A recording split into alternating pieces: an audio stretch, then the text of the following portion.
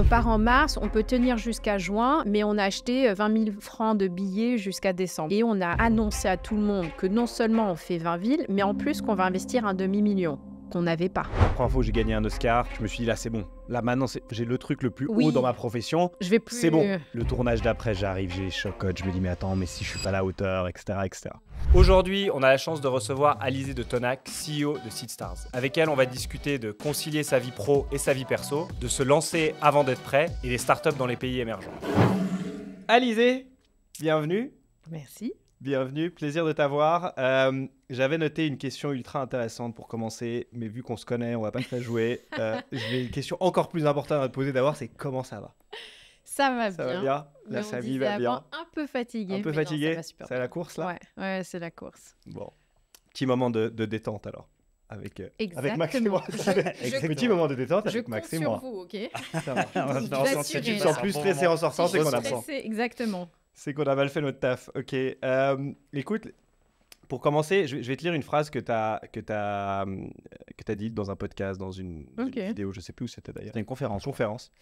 Et l'idée, c'est que tu nous dises un peu ce que ça t'invoque.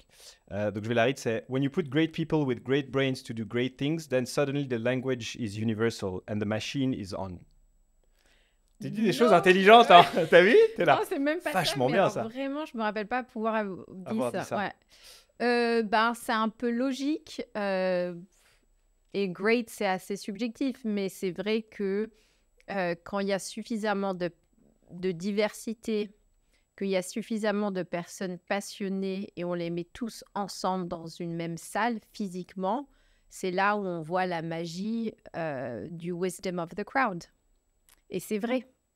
Donc, ce qui nous surprend toujours, et c'est pour ça que il y a vraiment c'est vachement motivant ce qu'on fait, c'est que comme on réunit des entrepreneurs du monde entier et qu'ils ont quelque part rien à voir avec l'un et l'autre, dès qu'on est tous dans la même salle, dès qu'on parle de nos projets d'entrepreneurs, on parle tous le même langage. Il n'y a plus du tout de mal-être, de mauvaise compréhension. Et ça, c'est un peu cheesy de le raconter comme ça, mais c'est assez fou à le vivre chaque année presque.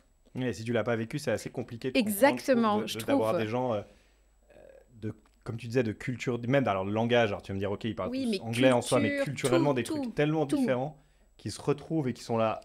On parle de nos problèmes, genre en mode, je sais pas, de challenge. Exactement. Ah, moi, je monte ça, mais attends, c'est trop cool, tu montes ça, mais pourquoi tu fais ça et tout, et d'avoir les gens qui, tout d'un coup, ça prend. Exactement. Et du coup, ça crée des amitiés très fortes. Attends, on a la machine à café qui... On a la machine à café qui se lave. Ça, on va la garder, celle-là. When technology interferes.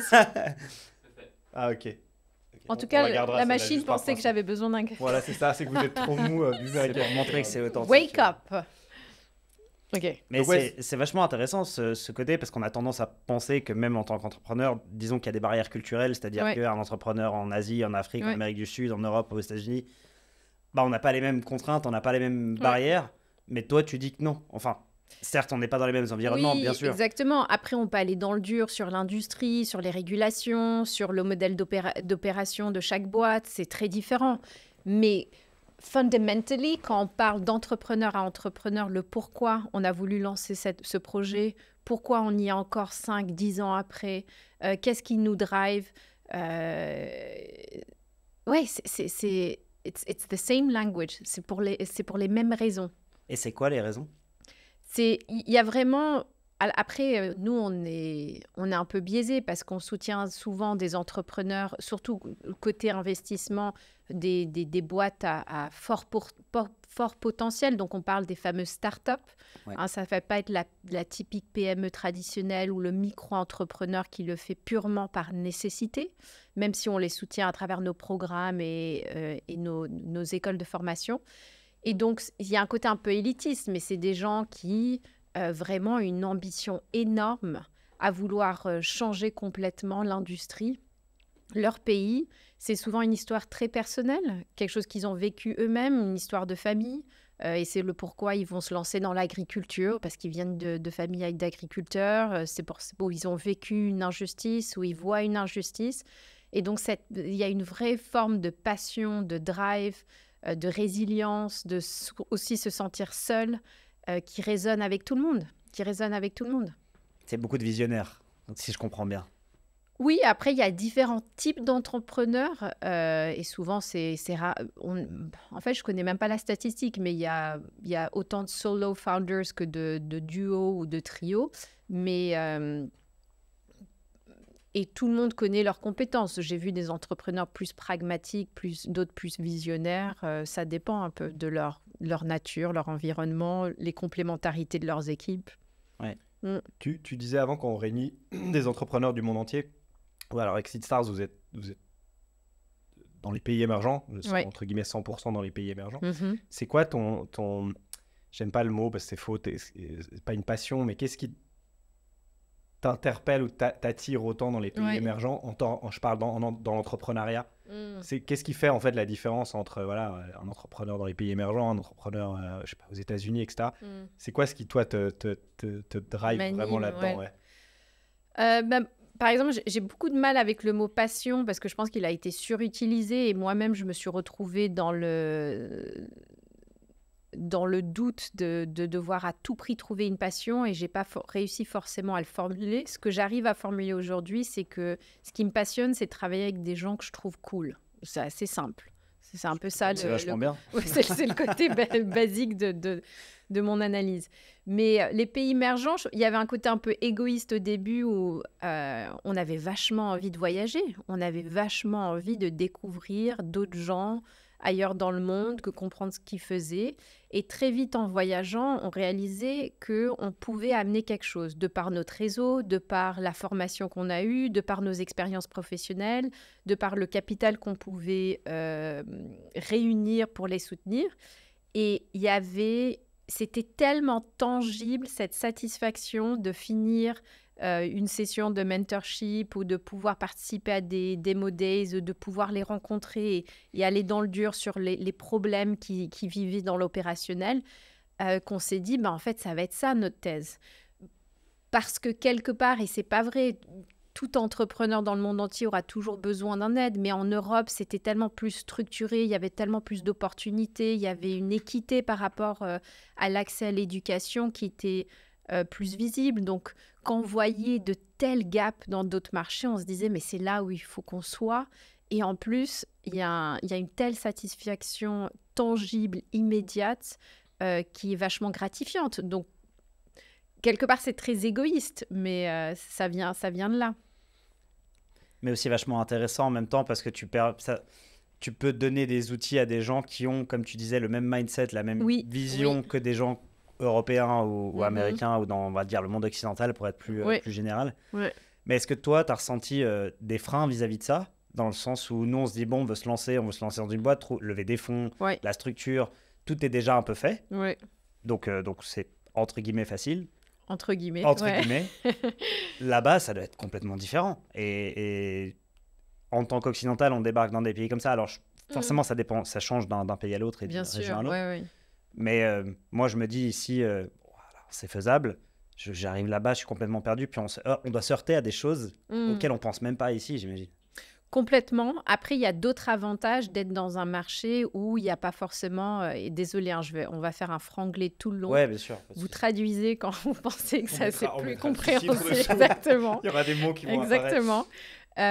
Mais there's not the same legacy. Donc, il n'y a pas le même investissement qui a été mis dans une infrastructure. Il n'y a pas la même compétition. Il y a plein de produits-services qui sont non existants. Il n'y a pas la même culture du consommateur. Donc, parfois, on peut, de façon contre-intuitive, lancer une société beaucoup plus rapidement. Parce qu'on peut transformer, éduquer le consommateur. Donc, c'est pour ça qu'on parle que dans les pays émergents, il y a souvent ce phénomène de leapfrogging, qui est où on va sauter une technologie directement à la prochaine. Et on l'a vu avec les téléphones portables, avec les services financiers sur mobile, avec un peu tout ce qui s'est passé sur les téléphones mobiles. Il y a eu des plus fortes avancées dans ces marchés-là parce qu'il n'y avait pas le legacy de l'infrastructure, de la compétition, de la régulation. Tout ça ralentit l'innovation. Mais par contre, il y a d'autres barrières, ça c'est sûr. Donc pour nous, c'était un autre type de problème qu'il fallait gérer. Au contraire, on arrivait à les soutenir sur des gaps très concrets qui étaient l'éducation, l'accès à des réseaux, l'accès à du funding, l'accès à une communauté régionale, internationale qui pouvait les aider, une expertise qui n'était pas forcément présente localement. Et c'est devenu un peu notre USP et comment on se positionne sur le marché. Mais eux ont des challenges qui sont aussi, c'est ce que tu disais d'une certaine manière, eux ont des challenges complètement différents des nôtres, quoi, j'ai envie de dire, parce que c'est, tu vois, comme on dit, je sais pas, t'as les infrastructures de base. Alors ça peut être une opportunité aussi, hein, exactement, le côté, c'est ça. Je sais pas, je prends l'exemple de la Suisse, tu dois faire tout, enfin, tu vois, tout doit être bien fait, etc. Il faut que ce soit propre. Tu veux pas, enfin, tu vois, tu dois payer ton AVS, tu payes pas, on te tombe dessus. Il y a le côté aussi un peu plus, entre guillemets, cow-boy, où tu te dis, bon, ok, j'y vais, je fais, et puis j'essaye, et puis c'est hustler, et puis tu vois, ce qu'on a très peu ici, quoi. Exactement. Donc, je donne toujours l'exemple. On veut lancer demain un e-commerce en Suisse. Ben, on a tout qui fonctionne. On a les e-commerce, routes. c'est l'exemple classique. Voilà. Il y a la poste qui peut faire la livraison. On a tous les systèmes de paiement. On a la traçabilité. On a plein de sites qui nous permettent de faire le online du produit très rapidement. Dans plein de marchés, c'est tout un autre monde parce que l'infrastructure de base qui souvent est investie par le gouvernement, elle n'existe pas. Donc, c'est facile de lancer, mais après de scaler et vraiment de créer une boîte rentable et qui perdure dans le temps, c'est beaucoup plus difficile parce que tout d'un coup, l'investissement est énorme. Et donc, on a vu que les gros e-commerce un peu partout dans le monde qui n'avaient pas cette infrastructure, c'est eux-mêmes qui ont dû faire l'investissement. C'est eux-mêmes qui avaient les warehouses, c'est eux-mêmes qui faisaient la gestion de paiement. Dans plein de pays à l'époque, quand on habitait au Nigeria, c'était... you pay cash on delivery. Donc, c'est vraiment une approche différente. C'est intéressant, ça, comme histoire. Tu peux peut-être pousser un peu ça. Ça veut dire que quelqu'un achète un produit en e-commerce en ligne. Là, tu amènes le produit jusqu'à chez la personne. Et seulement là, on paye. Seulement là, elle paye. Exactement. Et donc, il y a un sacré... Enfin, il y a un côté confiance quand même, d'amener le produit jusqu'à chez la personne. Confiance, gestion de cash flow. Après, c'était aussi, il y avait encore d'énormes problèmes de livraison parce qu'il n'y a pas, le GPS n'était pas tout à fait aussi clair. Donc, c'est-à-dire, on n'arrivait jamais à retrouver les adresses. Il n'y a pas un mapping et une structuration qui est faite comme dans d'autres pays. Donc, combien de fois j'ai jamais reçu mes colis où ils allaient trois rues à droite. Et plein de fois, on ne recevait pas le bon colis, surtout. C'était ça le problème. Donc, il y avait une grosse problématique à gérer. Mais tout ça, ça s'est, entre guillemets, institutionnalisé. On a éduqué le consommateur, on a éduqué une équipe, et donc une montée en puissance de talents qui sont capables de gérer ces problèmes plus complexes. Mais ça, c'est sûr, tout ça, ça vient de l'investissement du privé. Et après, peu à peu, la régulation suit, des investissements en infrastructure suivent. Mais ce n'est pas du tout au même rythme qu'ici. Mais est-ce que tu arrives à obtenir quand même le soutien des gouvernements et des institutions locales pour développer ces projets-là? Alors, chez Seedstars, on a deux activités. D'un côté, on a notre activité d'investissement. Donc, on investit en direct dans des startups, mais on investit aussi, là, on va lancer un fonds pour investir dans des fonds, donc des fund managers. Et de l'autre côté, on a tous nos programmes d'éducation, de soutien de l'entrepreneuriat. Ça peut prendre la forme d'organiser des événements comme d'organiser une école physique de 2 ans dans le coding et l'entrepreneuriat. Et de ce côté-là, c'est bien évidemment pas un modèle B2C parce que l'entrepreneur ou le wannabe entrepreneur ne peut pas payer pour ces services-là. Donc, on est souvent mandaté ou on répond à des appels d'offres des gouvernements, des fondations ou des banques de développement. Donc, ça peut être par exemple la Banque de développement suisse, SDC, qui a un mandat de vouloir soutenir l'entrepreneuriat en Afrique subsaharienne. Donc là, on travaille beaucoup en fait avec les gouvernements, les ministères locaux, mais c'est plus sur ce projet et cet agenda de comment résoudre le manque d'emploi et les manques de skill set sur les différents marchés. Et nous, on essaye de venir avec l'élément entrepreneuriat, qui est notre thèse, qu'on croit que les entrepreneurs vont participer à la création d'emplois. On le sait, on le voit comment plein de pays se sont structurés. Et là, on travaille étroitement avec eux. Après, on voit dans nos boîtes de portefeuille dans lesquelles on a investi, il y a un plafond, il y a un moment donné dans leur croissance où ils doivent se confronter, où ils doivent collaborer avec le gouvernement. Et selon les pays, c'est plus ou moins difficile de par la régulation, de par les tensions, les oligopoles déjà en place. Donc, ouais, mais bon, ça, on le voit clairement en Europe aussi. Hein. C'est pas un phénomène des pays émergents. Non, mais moins quand même, j'imagine. C'est différent parce que c'est autrement. Il y a d'autres problèmes. Tu disais justement, vous avez vu passer, si on peut dire ça comme ça, vu passer, investi dans des milliers et des milliers de startups. Question difficile, mais je sais que c'est quelque chose qui est toujours important et intéressant pour les gens. C'est aujourd'hui, avec tout ce que vous avez vu passer, si tu arrives à dire, voilà. The success non, recipe. ouais, c'est pas la formule magique, mais c'est plus de dire, on sait que quand on voit ça et ça, on a envie d'y aller. C'est plus ça. Après, ça réussit pas, c'est une autre discussion, mais quand on voit ça. En tant qu'investisseur Ouais.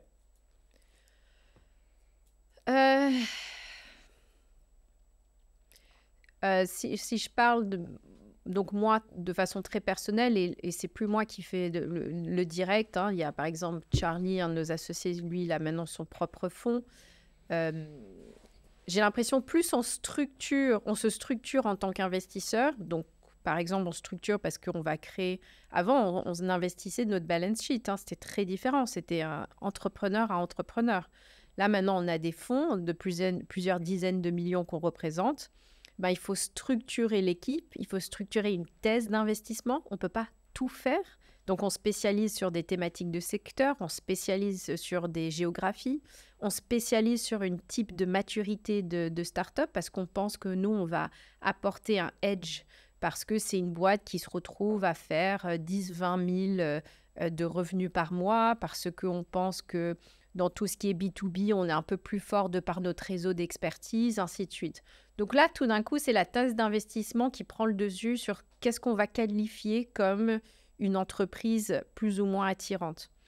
Mais avant, quand, entre guillemets, you can just spray whatever you like, ça reste une histoire de... it's storytelling. Donc, ça reste une histoire d'un ou deux fondateurs. C'est une histoire humaine. Et tu es attaché à l'histoire, tu es attaché Exactement. à ce pourquoi ils se battent ou la manière dont ils le font, Exactement. etc. Et l'équipe il y a potentiellement. Tellement de biais qui sont d'ailleurs qu'il faut éviter quand on se structure en tant qu'investisseur. Alors, c'est après, impossible, mais il faut à une autre taille, tu peux, mais au début, c'est impossible. Alors, complètement les éviter, c'est impossible, mais il faut se forcer à essayer d'éliminer les biais qui pourraient enlever à la thèse d'investissement et le retour du fonds. Mais moi, demain, mon problème, c'est que je crois à toute histoire. Moi, je me fais... I'm like, wow. Moi, je passe ma vie à faire wow. Donc, thank God I'm not investing in direct aujourd'hui. Mais c'est vrai que ce côté structure, il est super important. Mais structure par rapport à quoi? Par rapport au rôle. Enfin, imaginons, on prend une boîte. Tu vas regarder les rôles qu'il y a à remplir dans ces boîtes. Est-ce qu'elles sont bien remplies? Comment est le cash flow? Comment structurer le business model? C'est des éléments comme ça que tu regardes. Ça, mais même, surtout quand on a un fonds plus important, on a des LPs, on a un vrai commitment et on doit assurer sur un retour sur investissement. Il faut même se poser la question, quelque chose que je pensais n'était pas nécessaire avant, et je pense qu'il y a un avis très différent sur le marché selon à qui tu poses cette question. Mais il y a aussi ce sentiment de coachability. Donc, il y a une culture, un alignment in terms of culture, que cet entrepreneur dans lequel on va mettre un ticket d'investissement, il va sincèrement être intéressé par notre avis dans 6 mois, dans 12 mois, parce que c'est une long-term relationship. Hein, on est parti pour un long moment. Et il faut qu'on s'assure qu'on a envie de s'écouter, qu'on a envie de prendre en compte l'avis de l'autre. Donc, c'était des choses où avant, on allait avec l'histoire la plus folle quelque part. Et on est biaisé de par nos propres expériences, de par les industries qu'on connaît mieux. Parce qu'on trouve cool, j'imagine. Alors, ça, c'était vraiment au début, mais après, très vite, on structure. Ouais. Surtout quand c'est pas notre propre argent. Avant, c'était... On va dire ça. Exact. Ça change tout. Donc, il y a tous ces investissements, pour simplifier, hein, mais il y a ces investissements qui sont faits depuis dans les pays émergents. Dans ces boîtes-là, aujourd'hui... C'est une boîte, on va en revenir peut-être après, mais c'est une boîte Seedstars, c'est une boîte 100% remote. Ouais. Mais vous avez une base de personnes, on va dire le top management qui est en Suisse. Oui. C'est l'intérêt de le faire depuis la Suisse, les points positifs, les points négatifs. Alors, je veux dire, pourquoi depuis la Suisse? Est-ce que c'est parce que vous étiez en Suisse, puis du coup, vous avez commencé votre réseau ici? Alors, je suis biaisé parce que je connais une partie de la réponse. Mais en fait, ce qui m'intéresse même maintenant de l'extérieur, c'est de se dire, mais en fait, qu'est-ce qui vous pousse à rester ici? Parce que je pense qu'il y a plein de choses positives aussi, hein, qu'on a tendance peut-être à pas forcément regarder, à oublier, parce qu'on est dedans, puis qu'on est là, c'est normal, alors que ça l'est pas. De comprendre peut-être un peu plus ça. Je pense que c'est très organique dans le sens où on a commencé en Suisse parce que mes cofondateurs sont suisses. On s'est réunis en Suisse pour lancer la boîte. Et c'était plus ou moins important entre nous de garder... parce qu'on a d'autres projets. On a le projet Seedstars, mais on a nos projets de famille, on a nos projets personnels. Et pour les projets de famille, par exemple, c'était important de rester en Suisse. Pour nous aussi, maintenant j'ai 3 enfants, il y a d'énormes avantages d'être en Suisse. Donc, c'est resté de façon organique. Mais je me rappelle, donc moi, j'ai rejoint plus tard, mais quand Michael et Pierre-Alain, ils se sont retrouvés pour lancer Seedstars, il y avait une intention très claire dès le départ que Seedstars ou le partenariat ne devait pas empêcher les rêves ou les ambitions de l'un et l'autre. Mais c'était toujours très clair. Et pour moi, c'était contre-intuitif parce que je trouvais que, entre guillemets, surtout moi qui venais du corporate world, où il y a un peu cette culture de you must sign your life to the company. Encore à l'époque, je me rappelle, ça les avait choqués que j'avais pas été capable de promettre 10 ans de vie à la même société. Et bien là, c'était fait de façon beaucoup plus saine où il va falloir rééquilibrer constamment ce qu'est Seedstars pour nous, les fondateurs, mais aussi pour l'équipe plus large. Et donc, c'est vraiment un choix personnel d'être en Suisse. Maintenant, il y a d'énormes avantages par rapport à ce qu'on fait. La Suisse, surtout Genève, reste un endroit qui réunit d'énormes institutions internationales qui ont comme priorité de soutenir le développement de ces pays. Donc, il y a l'ONU et d'autres organisations. C'est là où il y a, alors à l'époque, c'était 1/3 of private wealth that is managed in Switzerland. C'est vraiment du capital important qu'on doit réallouer à ces problématiques qui ont lieu principalement dans the rest of the world. Mais the rest of the world, c'est plus de 80% de la population. Si j'enlève la Chine et l'Inde, on est plutôt à 50%. Et ça, c'est vachement... c'est clairement des vagues qu'on a surfées pour pouvoir faire croître la boîte.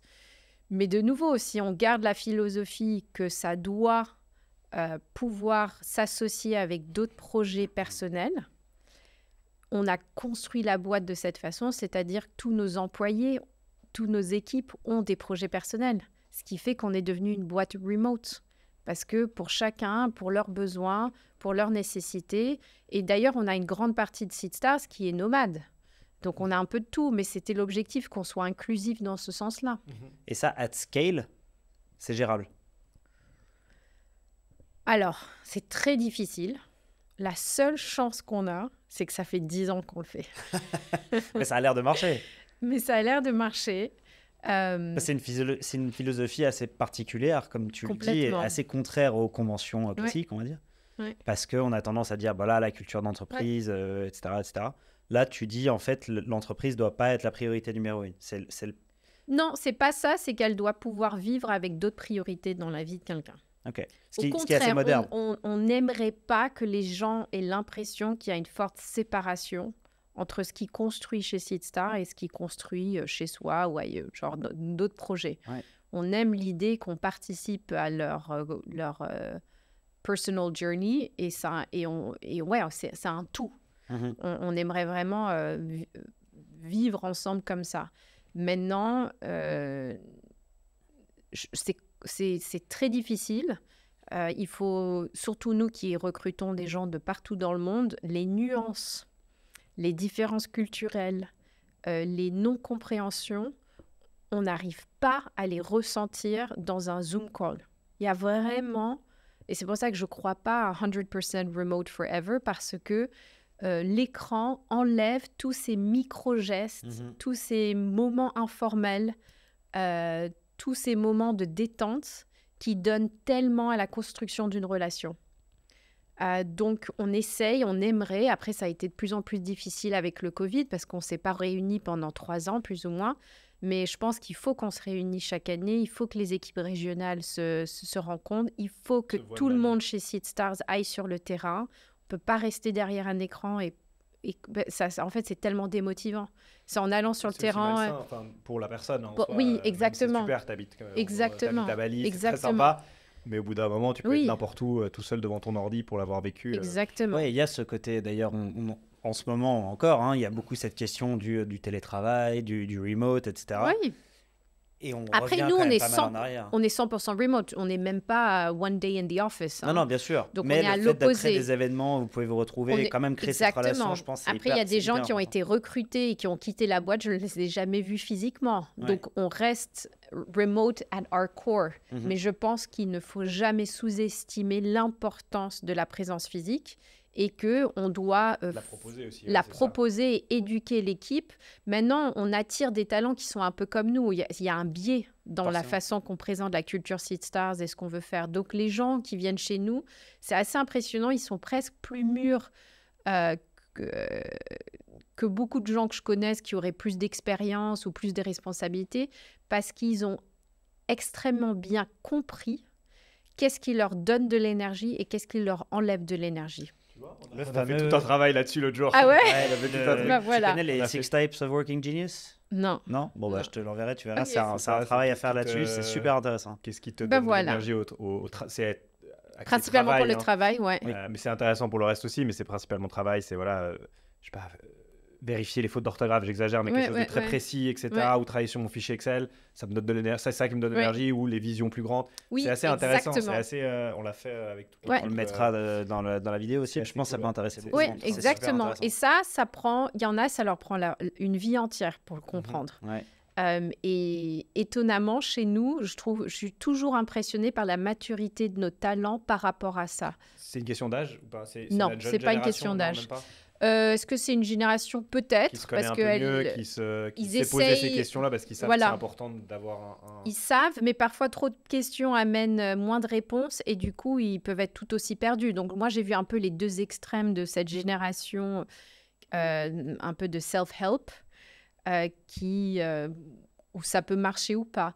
Chez nous, il y a un peu de tout, donc je ne pourrais même pas les catégoriser. C'est soit des gens qui sont qui ont eu une expérience très athlétique, souvent, ou à haut niveau, que ce soit à travers la créativité, un instrument ou un sport. Et donc, ils ont une capacité de comprendre ce qui marche, ce qui ne marche pas. Et souvent, ils ont une très bonne compréhension de la discipline.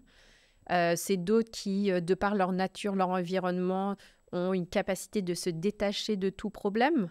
Donc, le moment où il y a un problème, ils savent exécuter, ils savent exactement what it triggers pour pouvoir aller mieux. Et moi, j'apprends ça depuis 10 ans, un peu au ralenti, mais ils sont assez inspirants dans ce côté-là.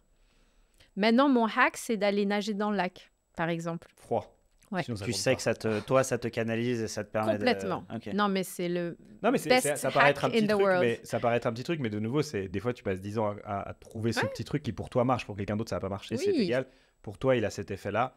Il faut l'user jusqu'à peut-être qu'un jour il marche plus. Exactement. Mais tu vois ce que je veux dire? Il faut l'user au maximum. Exactement. Ok, petit flashback dans tes années corporate. Tu as dit cette phrase que je trouve assez drôle. Tu as dit je vendais des rouges à lèvres très chers.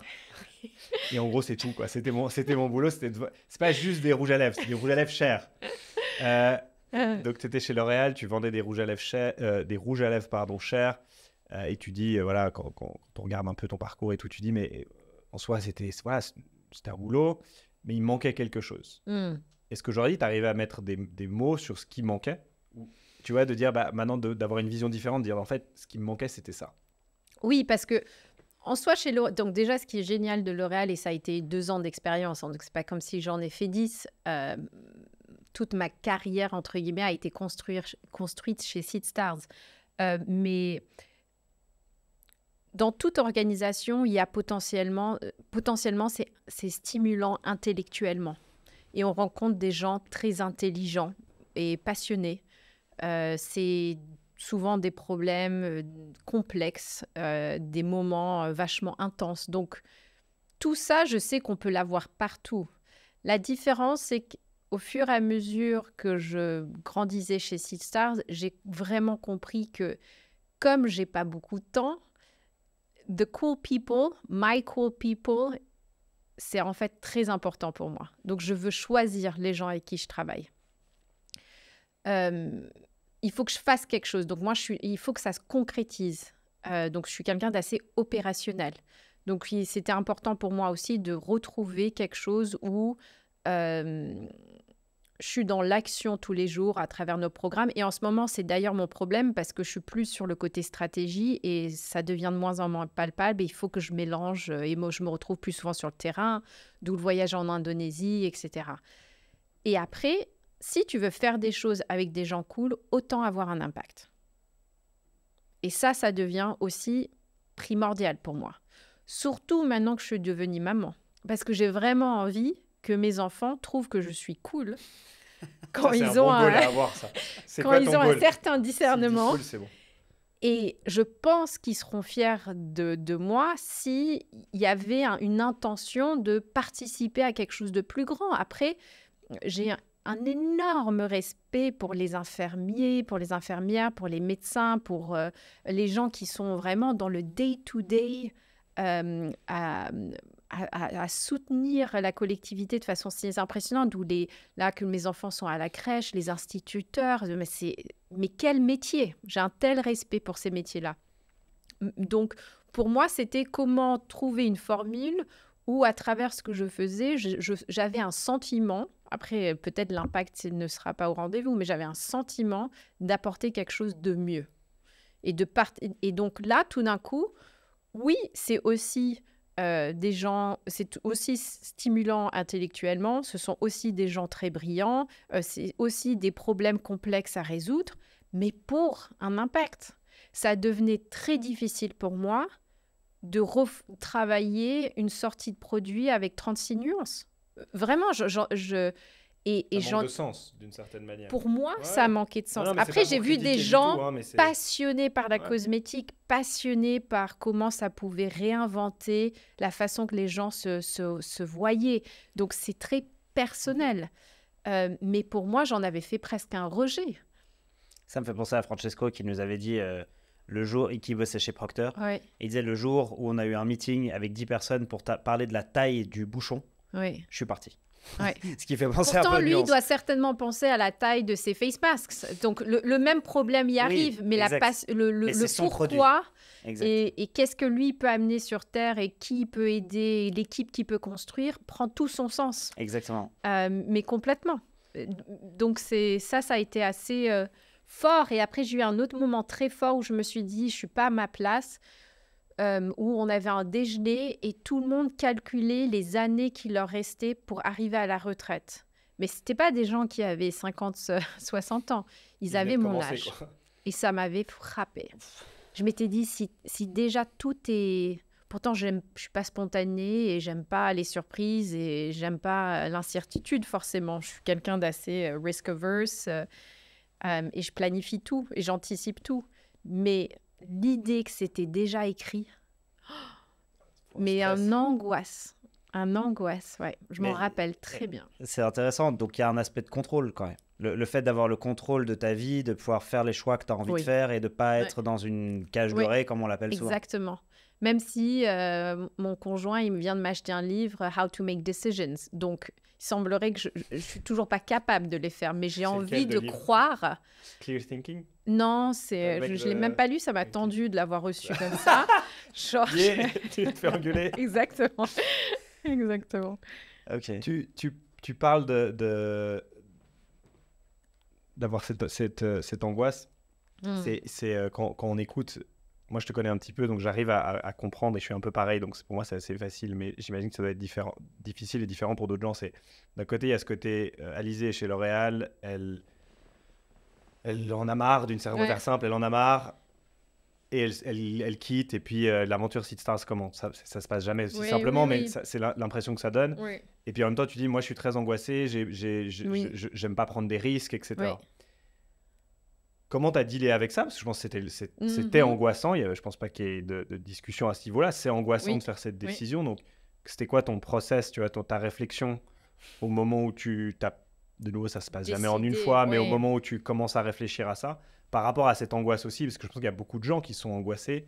On imagine toujours que les gens qui prennent cette décision, c'est très simple parce qu'eux, ils n'ont pas peur. Oui, in hindsight, ouais. Je pense que c'est vrai, il y a beaucoup de gens qui ont un stress, une angoisse monstrueuse de faire ce pas-là, et pourtant, ils le font. Donc, toi, tu étais un peu dans ce cas-là, j'ai l'impression. Oui. C'était quoi ta réflexion à ce moment-là?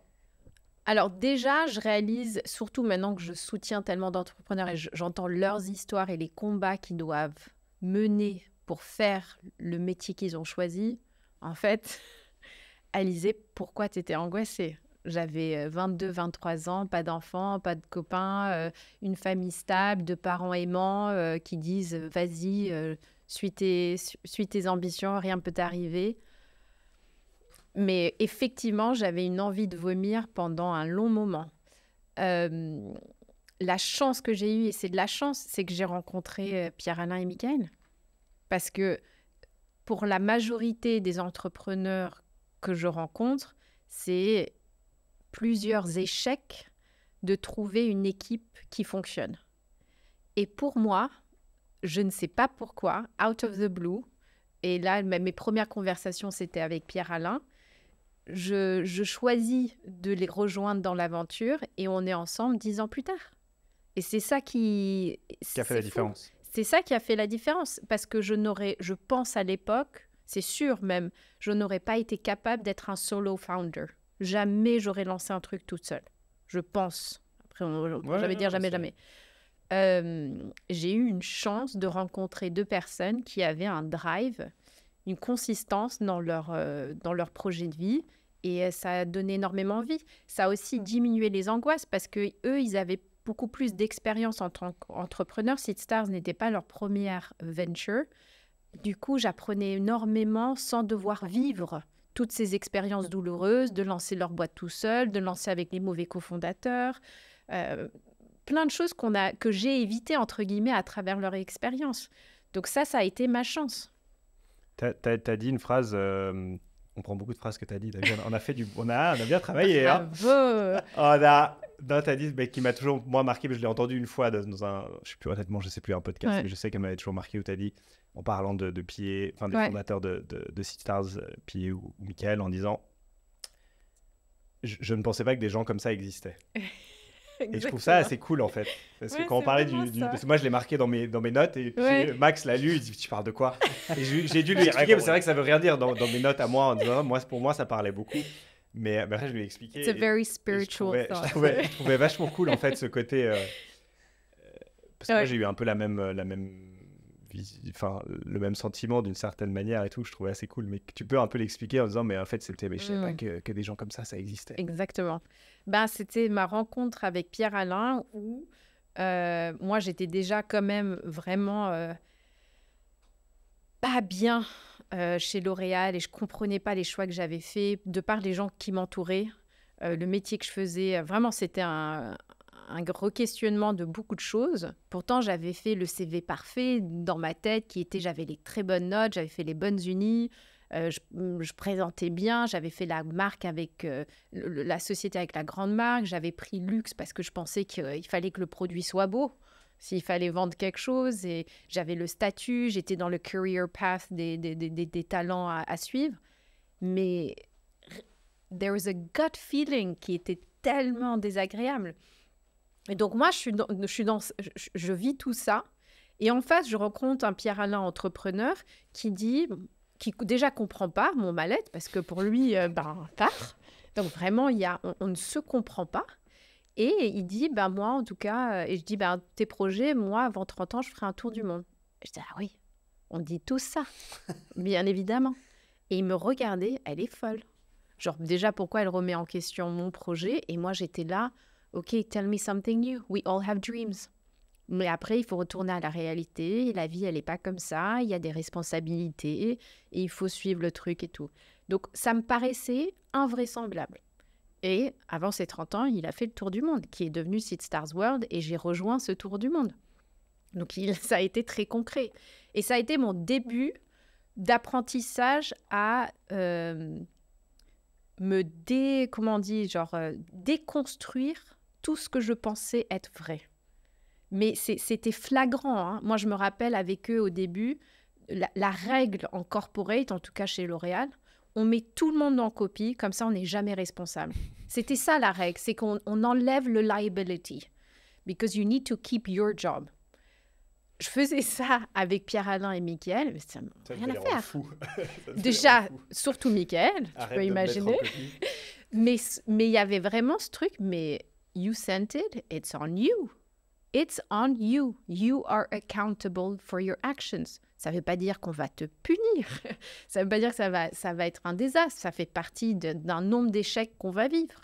Mais je devais vraiment enlever plein de gestes, plein de façons de faire, plein de façons de voir les choses, alors que j'avais que fait 2 ans de corporate. Mais je pense que c'était aussi, moi j'étais dans le système de l'uni, le bachelor, le masters. C'était un ramp-up pour le monde corporate.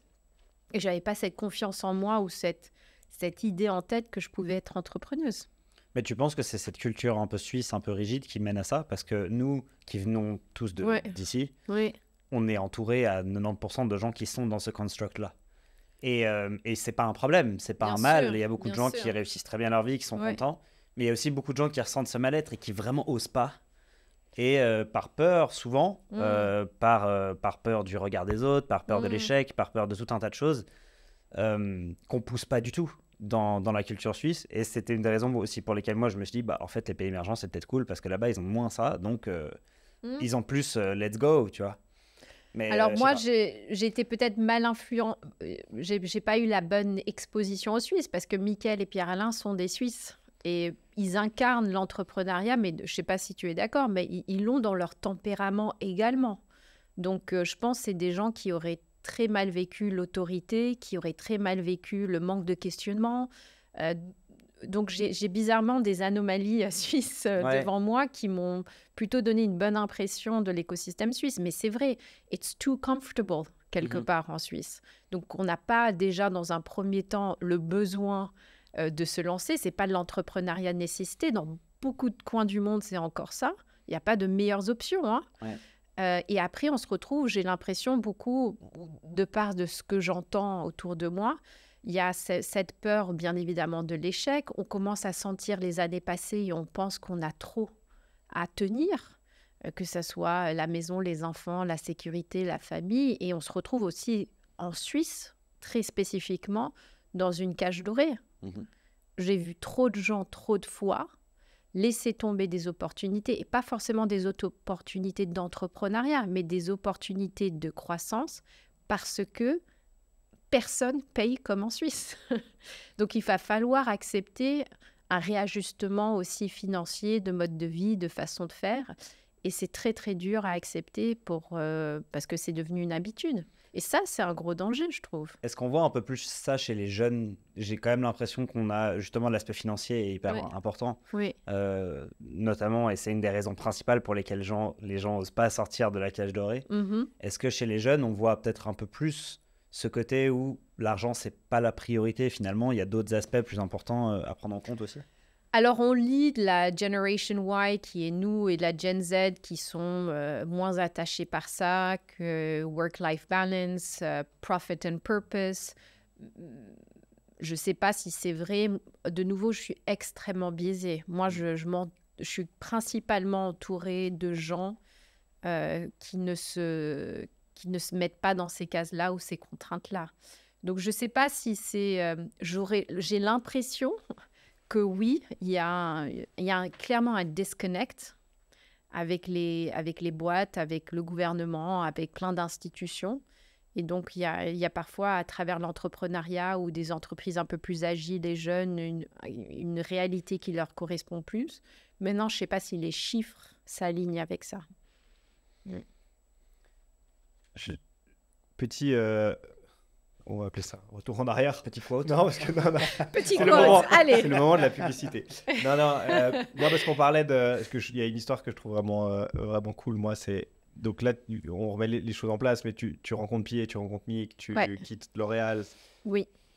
Et là, il y a Seed Stars World. Le tour du monde. Le tour du monde. Oui. le fameux tour du monde aussi, malgré Exact. tout. Hein. Le tour du monde qui C'est ça. qui se prépare d'une certaine manière. Exactement.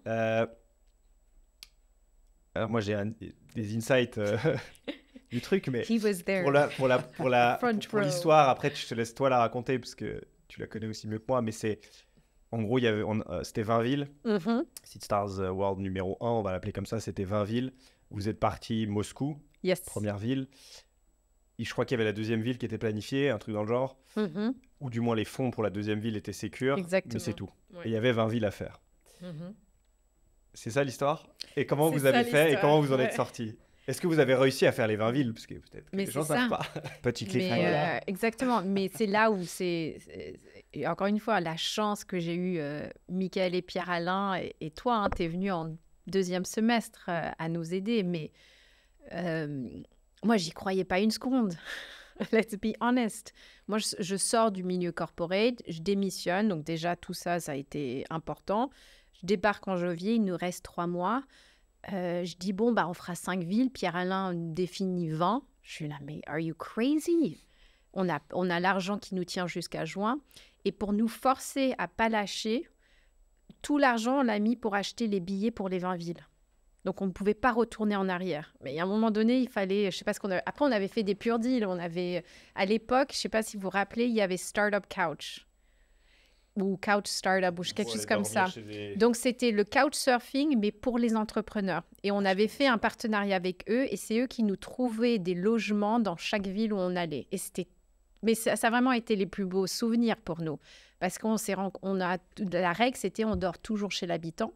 Alors, bien évidemment, c'est intéressant financièrement, mais aussi, on apprend les règles du jeu très vite.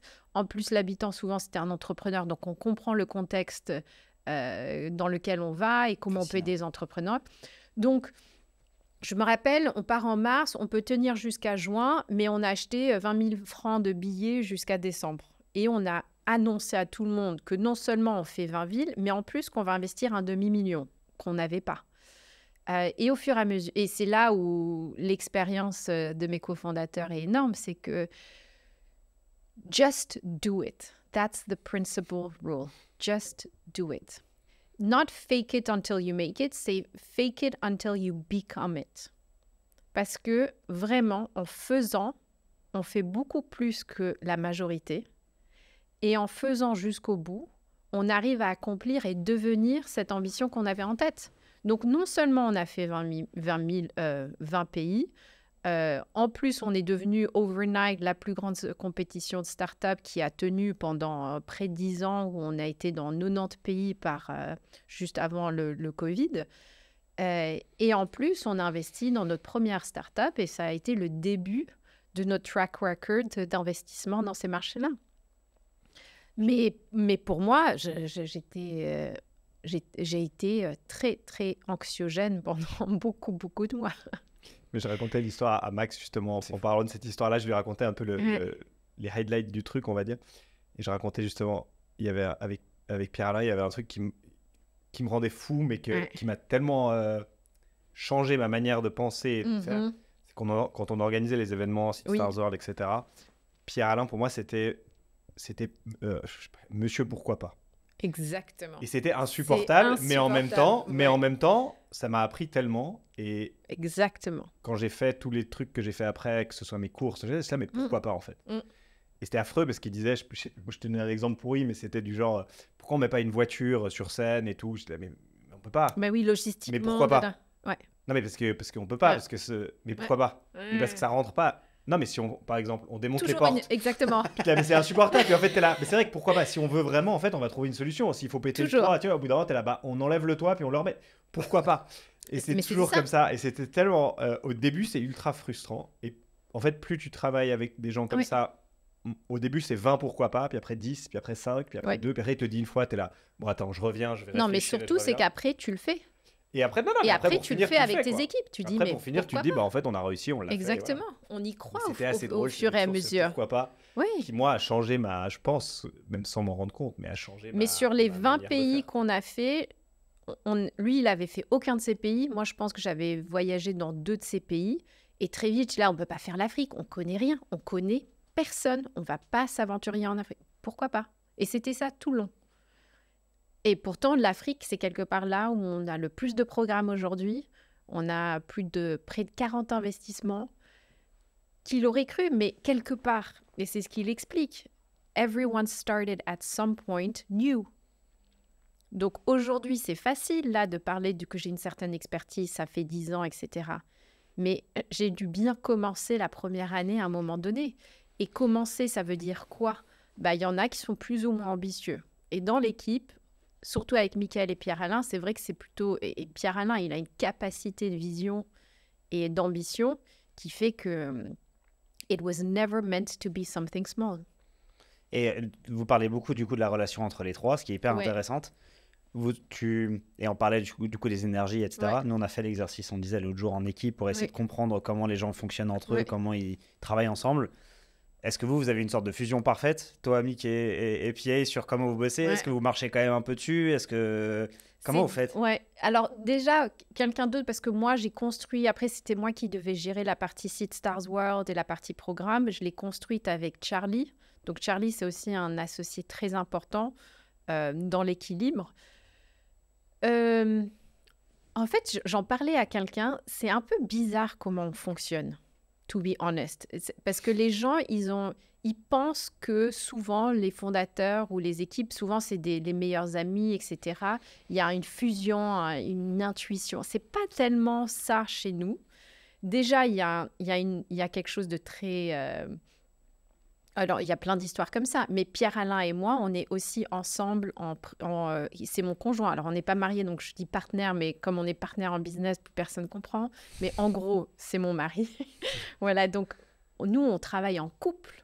Ce qui amène quelque chose aussi. Et d'ailleurs, c'est là où Michael et Pierre-Alain ont été très bons. C'est que dès le départ, il a fallu être très transparent sur les dynamiques pour qu'il n'y ait jamais un sentiment que Michael a l'impression que c'est 2 contre 1. Donc, il y a eu un système de voting rights. Moi, je suis venue plus tard, donc je n'ai pas le même poids aussi.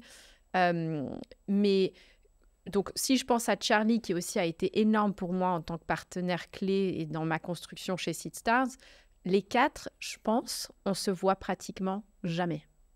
Non, Pierre-Alain, tous les jours, oui, on se comprend. Oui. Mais, je suis là. Mais pas dans la salle que tu mets dans ma salle de bain.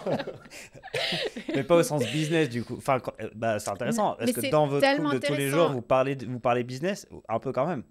Ah non, c'est du non-stop. Ah ouais, d'accord. Pierre-Alain ne s'arrête pas. Non, il faut imposer des règles, sinon ça va très loin. Non, on n'arrête jamais. Notre famille, c'est Seed Stars. Nous, c'est très, très mélangé. Est-ce que les petits, ils ont des bombers Seed Stars? Pas des bombers, mais ils ont des t-shirts. Tatouage direct. Non, mais c'est vrai. L'année dernière, on est reparti en tour du monde pour fêter les 10 ans. On a pris les enfants avec. Ils ont participé à des événements. Pour nous, on aimerait les intégrer le plus vite possible dans les activités qu'on fait. Donc, c'est quelque chose c'est un projet de famille aussi. Mais de nouveau, ça, c'est Michael et Pierre-Alain de leurs expériences précédentes et Charlie aussi qui avait lancé sa boîte. Quand on devait définir le core team, moi, j'ai essayé de trouver les stars, les meilleurs CV, les meilleures expertises, le meilleur réseau, à essayer d'imaginer quelle serait l'équipe parfaite pour Seed Stars. Et eux, rien à faire. À chaque fois, ça retombait sur c'est quoi les valeurs? Est-ce qu'on va aimer travailler avec eux? Est-ce qu'on s'aligne sur nos principes d'intégrité? Alors, tout ça, ce n'était pas forcément formulé avec une checklist. But that's all they cared about. Et ils ont tellement raison. Parce que néanmoins, alors on a fait des erreurs de parcours, on a recruté des gens, ça a plus ou moins bien marché. That's okay. Mais 10 ans plus tard, quand on vivait des highs qui étaient aussi absurdes quelque part que les lows, on tenait. On tenait parce que fundamentally, sur nos principes, nos valeurs, de comment on se construit, on est très similaires. Mais ça ne veut pas dire que tous les soirs, on se fait un apéro et qu'on se raconte tous nos problèmes. On n'a pas du tout cette relation-là. Et c'est d'ailleurs une relation similaire que j'ai avec Alex. Genre, on ne se voit jamais pratiquement. Mais Alex, he's not just anyone else pour moi. Comme Michael, c'est pas la famille, mais c'est des gens où don't touch them. Il y a un truc énorme respect. Non, mais énorme respect pour les énorme respect pour Charlie, énorme respect pour Michael. Et par contre, en même temps, une transparence énorme qui fait que on s'insupporte, mais but in a healthy way. Ouais. Parce que c'est impossible de faire sans non plus, d'une certaine... C'est impossible de... Mais bien enfin, je pense sûr. que c'est utopique Combien de fois penser qu'on est que- frustré de l'un à l'autre. Quand Mick débarque, je suis là, super, maintenant je vais à Statata. Quand Pierre-Alain, on sait les travers de l'autre, on sait quand ça va être tendu, mais il y a un énorme respect. Et de nouveau, ça, moi j'ai la chance. Je rentre dans cette équipe où il y a toute l'expérience qui fait qu'ils ont évité ces erreurs-là qui font qu'une boîte, elle passe ou elle casse. Mais ils ont une... Et je pense que ça joue... Je pense qu'il y a des points positifs et des points négatifs, mais les deux ont... On parle beaucoup d'eux aujourd'hui. Oui, Mais ouais. on est Les là pour deux parler ont de une- l'idée. Là, on va analyser, en plus. Non, mais les deux ont une vision... On arrive à faire une séparation assez forte entre le travail, même impressionnante d'une certaine manière, entre le travail et la vie. Impressionnant. Ça veut dire que tu peux t'engueuler avec la personne et au moment c'est midi, le meeting il est fini, viens boire une bière quoi. Ouais. Et c'est fini quoi. Et toi t'es encore là. Ouais. Toi t'es encore vénère. Tu sais, mais les deux non, c'est fini.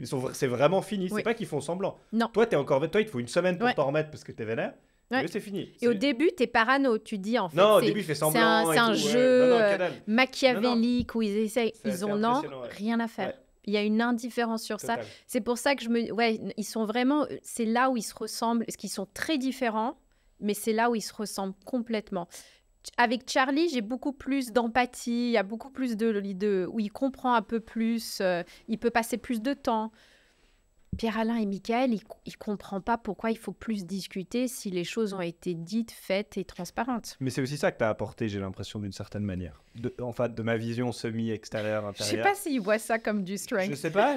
Moi, je le voyais. Moi, je sais que je le vois comme ça et enfin, je le vois comme ça. Ouais. Parce que oui, c'est comment ils fonctionnent eux, ça a beaucoup dans l'opérationnel, dans la manière de voir les choses, dans ce détachement aussi qui peut être très sain d'une certaine manière, il peut aussi être malsain.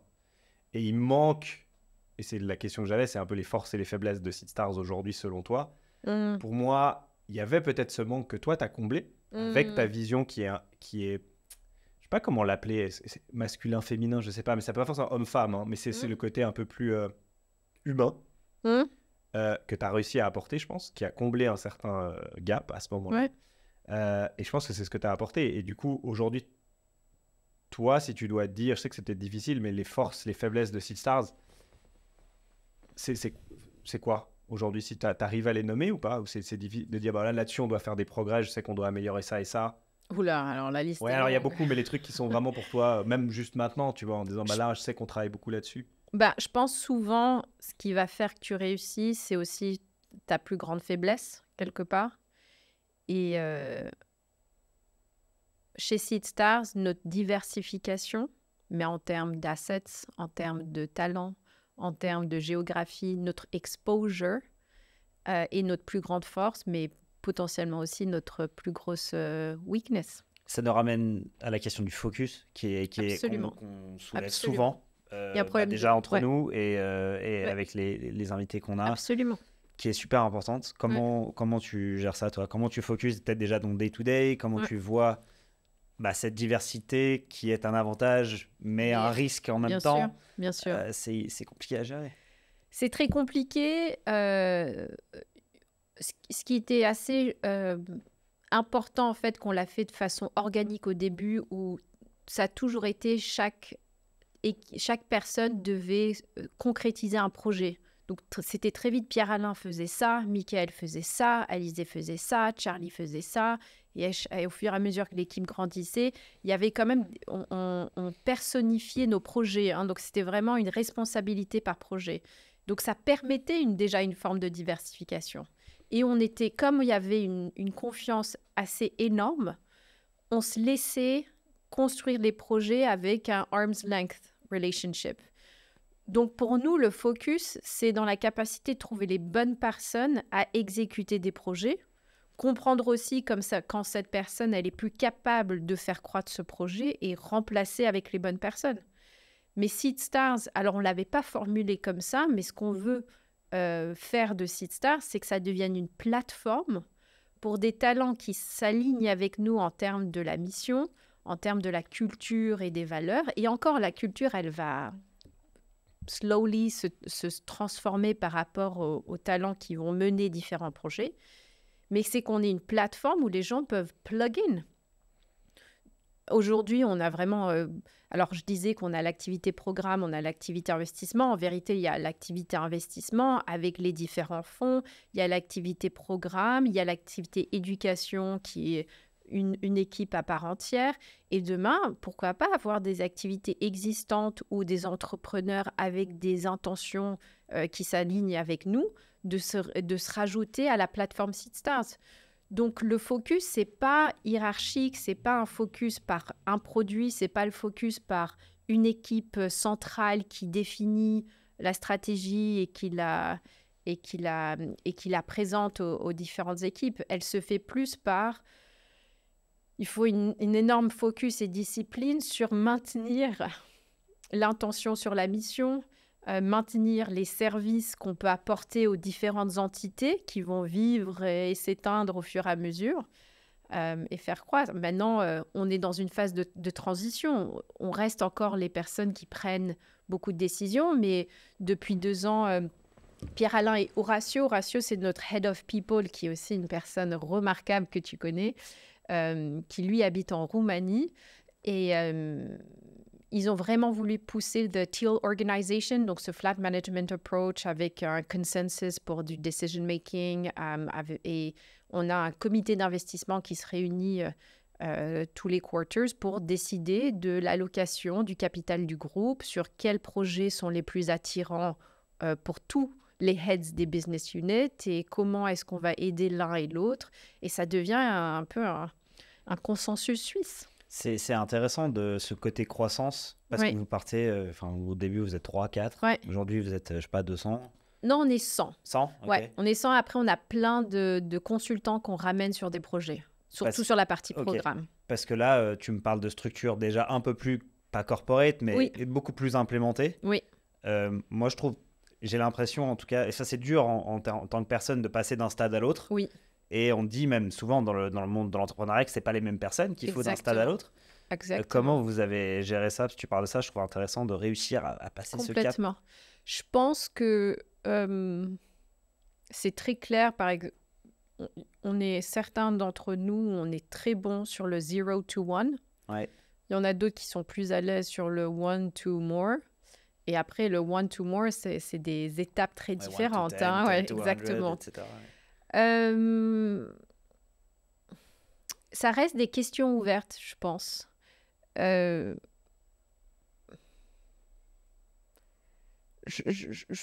Parce que, pourquoi c'est ouvert? On pensait avant qu'il fallait juste croître. Et maintenant, il y a un peu cette réflexion, croître pour croître, so what? What's the purpose? Est-ce que c'est pour fulfill les besoins de nos équipes? Est-ce que c'est pour have a higher impact, mais on le traduit comment? Est-ce qu'on sera satisfait quand on aura 1 milliard sous gestion, pardon? Est-ce que c'est quand on lancera 30 écoles? C'est quoi le curseur? On a eu la chance, mais c'était un choix de ne pas faire rentrer des investisseurs trop tôt. Donc, ça reste quelque chose qui est vraiment dans notre capacité. Et la question là, c'est... Est-ce qu'on fait un choix conscient où on ne veut pas être 1000 personnes demain? Ou est-ce qu'on veut rester sur un système de plateforme où après, il y a différentes unités ou différentes entreprises au sein de la plateforme de l'écosystème SeedStars, et il y en a qui vont croître, d'autres, c'est des petites PME qui fonctionnent bien. Mais tout ça, c'est un peu des questions ouvertes parfois.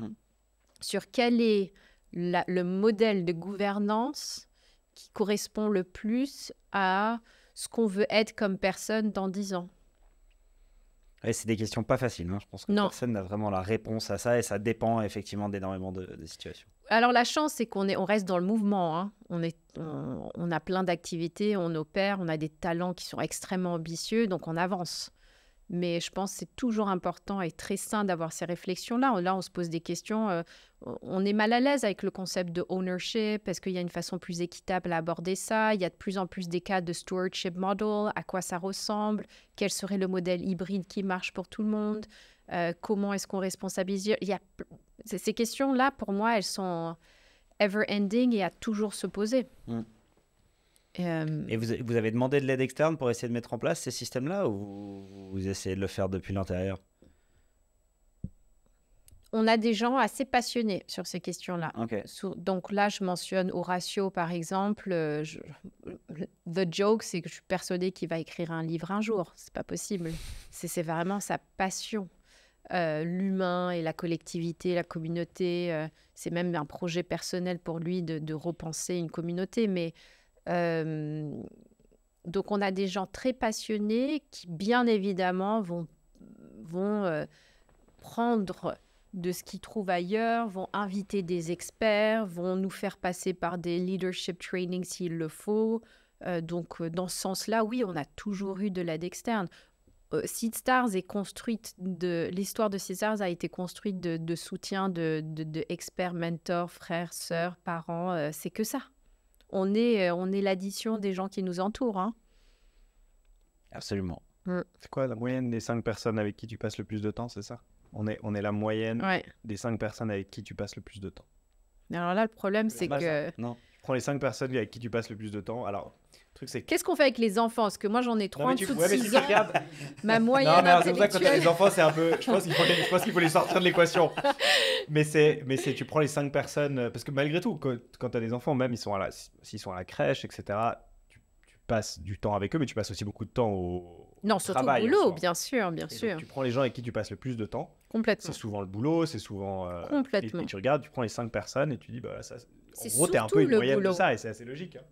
Mais Ouais. c'est pour ça que j'essaye vraiment, et je trouve que c'est très juste de faire cette analyse-là, parce que malheureusement, heureusement, dans mon cas, heureusement, pour beaucoup de gens, malheureusement, la majorité du temps passé, c'est au boulot. Mais surtout quand on a le choix, pour plein de gens, ce n'est pas le cas. Hein, il faut toujours relativiser par rapport au contexte.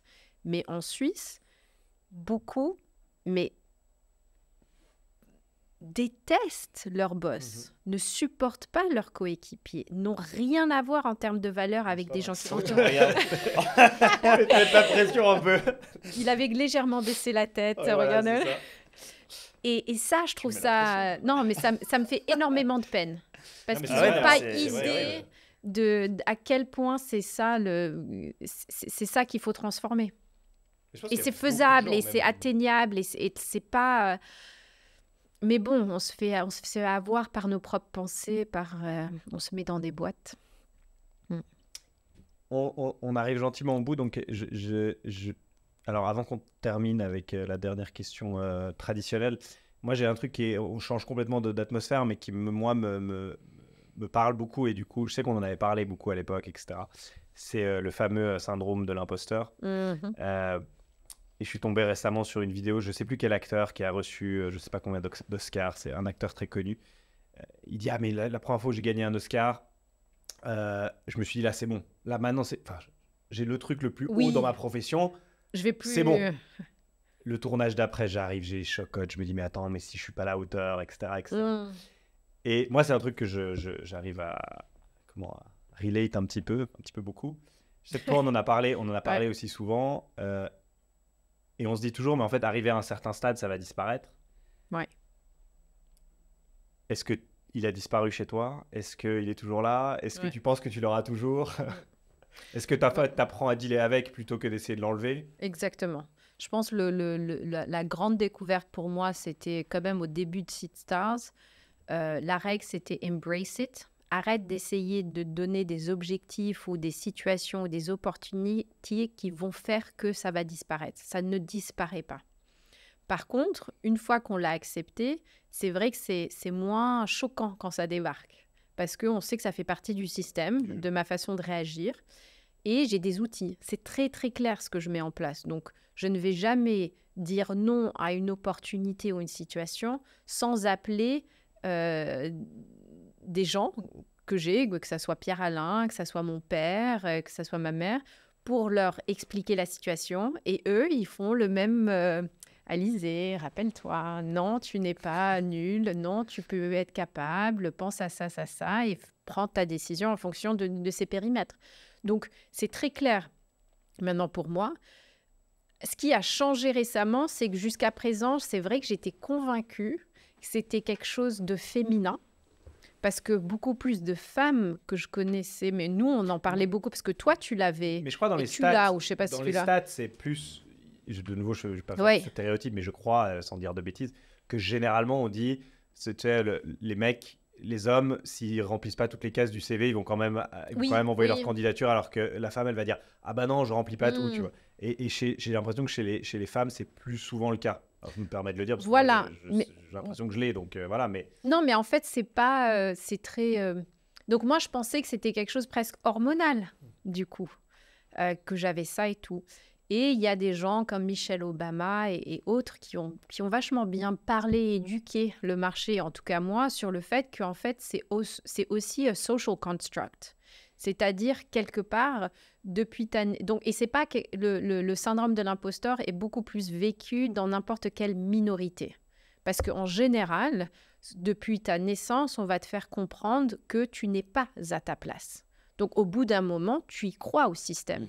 Et au contraire, souvent, et c'est pas le cas, et c'est beaucoup plus complexe que ça, mais un homme blanc d'une certaine situation va commencer avec plus de privilèges. On va leur faire comprendre tu es presque trop facilement à ta place. Parce que maintenant que j'ai pu participer à plein de boards, d'advisory councils, etc., en dehors de SeedStars, mais même avec les gens qu'on côtoie à travers SeedStars, il y a plein de gens qui ne sont pas à leur place. They should not be here. Ça a été trop facile pour eux. Et on voit d'autres qui sont hyper qualified et qui travaillent 10 fois plus, mais parce qu'ils ont cette peur bleue de ne pas assurer sur le statut, sur la position. Donc, j'ai trouvé ça très intéressant parce que je pense que j'ai cette nature-là, de par mes... Je suis très émotif, je suis plutôt angoissée de nature, etc. Et en plus, c'est fidé par certainement plein d'expériences qui sont dans la subconscience, d'avoir toujours pensé que j'étais pas à ma place. Parce que néanmoins, dans la majorité des contextes, je reste la minorité.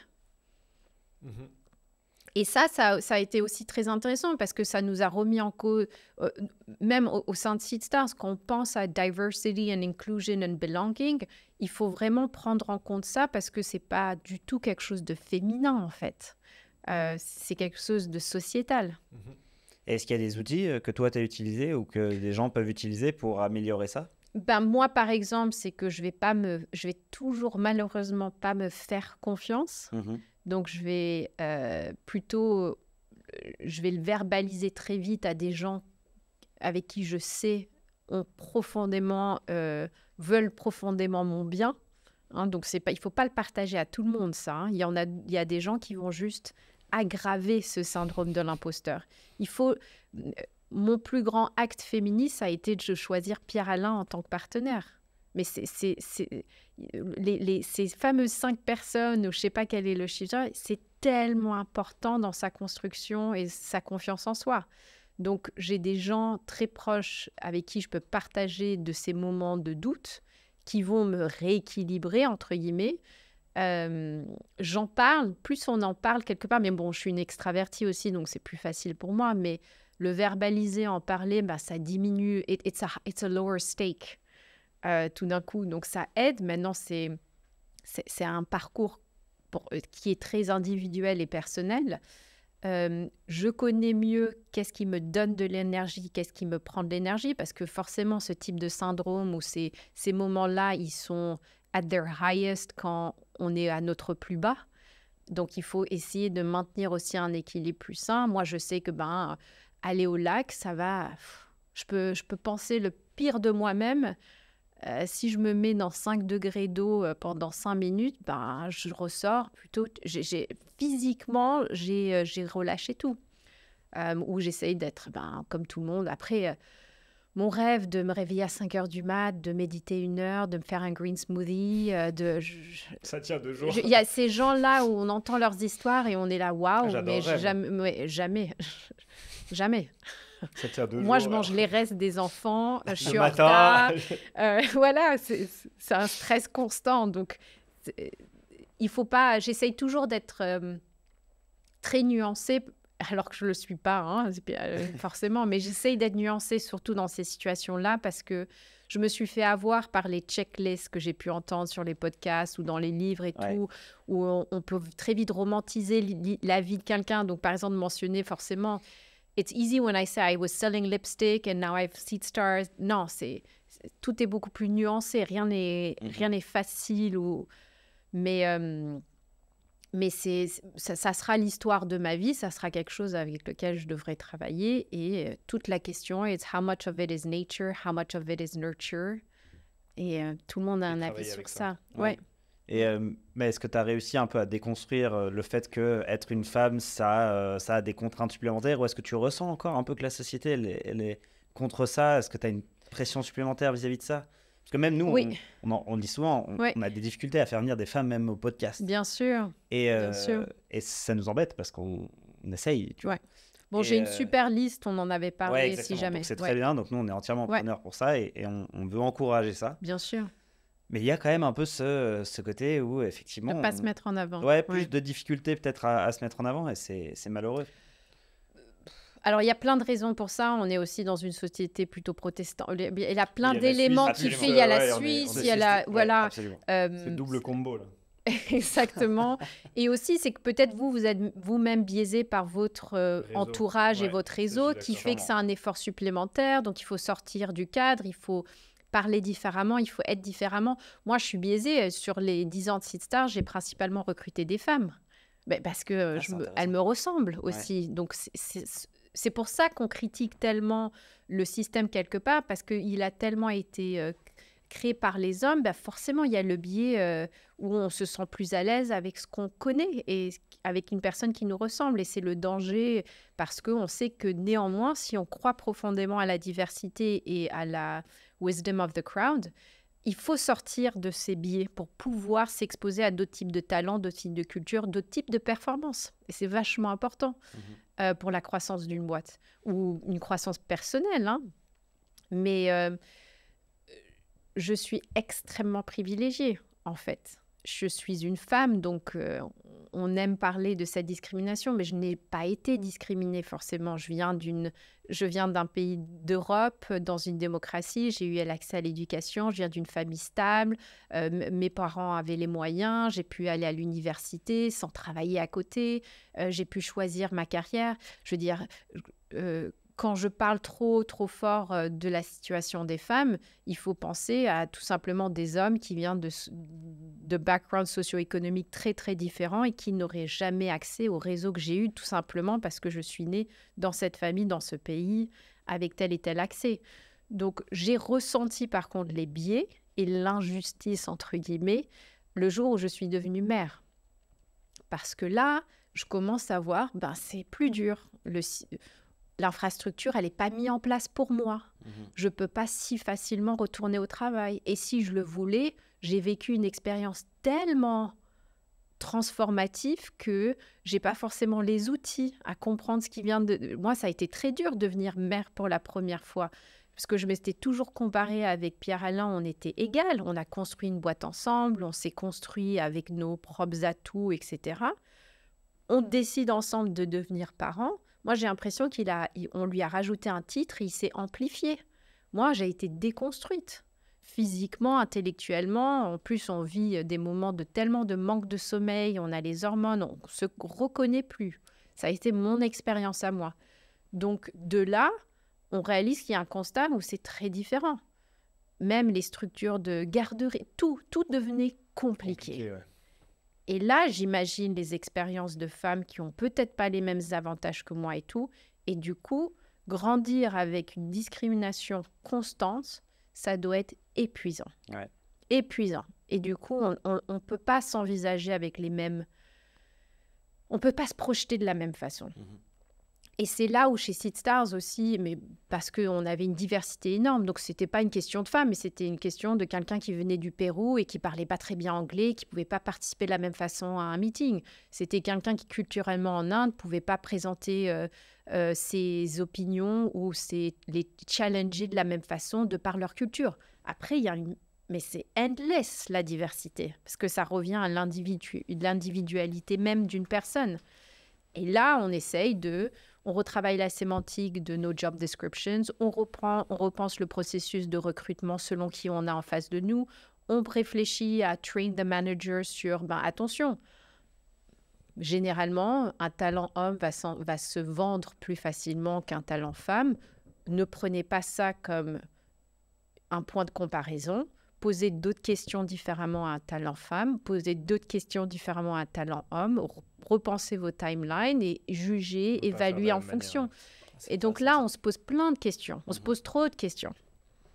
Ouais, après, c'est ça aussi qui devient complexe. Ouais. Et après, on part dans des trucs qui sont tellement... il faut faire gaffe. À un moment donné, on va trop en faire pour trouver l'équilibre. Oui, c'est ça. Pour trouver l'équilibre. Exactement. Il nous reste 1 minute. Donc, 1 minute pour la question. Pour répondre à la dernière question. No pressure. Qui est très simple. Oui, ok. Qu'est-ce qu'il faut, selon toi, Alizée, pour avoir une belle vie? Oh là là, la question tellement difficile. T'as 1 minute. Tu as 10 secondes. Eh bien, merci les gars. Je sors plus stressée qu'avant. Qu'est-ce qu'il faut pour avoir une belle vie? Mon Dieu.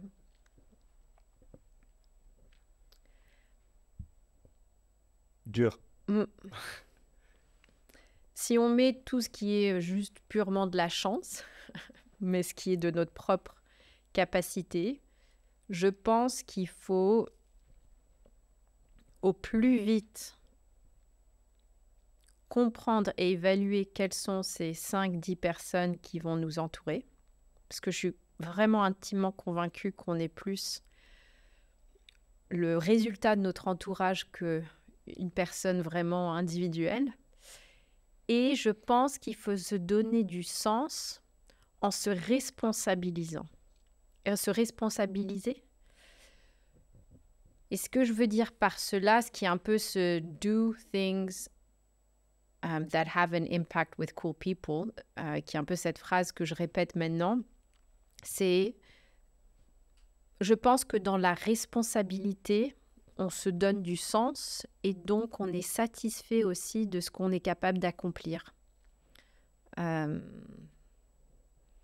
Donc, c'est pas très sexy quand on y pense. Mais, ouais, vivre de façon responsable, alors je sais pas si ce serait les bons... Mais un entourage... Donc, choisir son entourage. Qui nous veut du bien et qui nous aide à grandir. Ouais. Et essayer d'avoir un impact, avoir des responsabilités. Avoir un impact sur le monde, ça fait toujours un petit peu... Mais c'est la réalité, parce que, voilà, d'avoir un impact en soi.